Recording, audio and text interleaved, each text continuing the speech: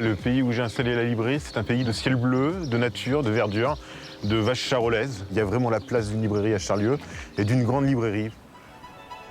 On est un lieu de destination et non pas seulement un lieu de passage. Les gens font 20, 30, 40 km pour venir.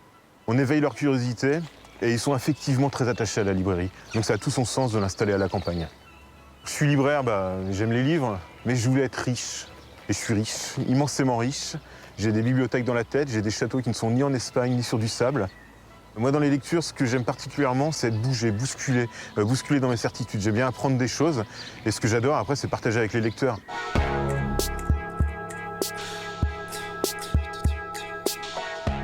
Le classique à découvrir, c'est Conrad, que j'aime beaucoup. C'est La Folie Almayer. C'est une écriture de nature, de description aussi sur la mer qui est absolument fascinante.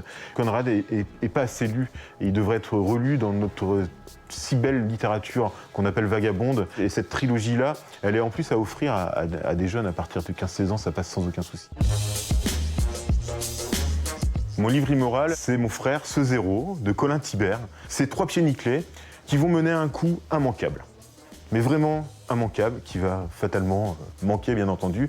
Livre immoral, pourquoi? Parce que toutes les personnes qui vont trouver sur leur chemin sont pires qu'elles. Colin Thibert s'amuse, ça c'est sûr, ça fait vraiment du bien. Le livre fascinant, c'est Épépée. Fascinant par sa construction qui emmène le lecteur dans un piège, en même temps que son personnage principal, Boudaille. Un jour, il descend de l'avion, il prend un bus, et il ne sait pas où il est.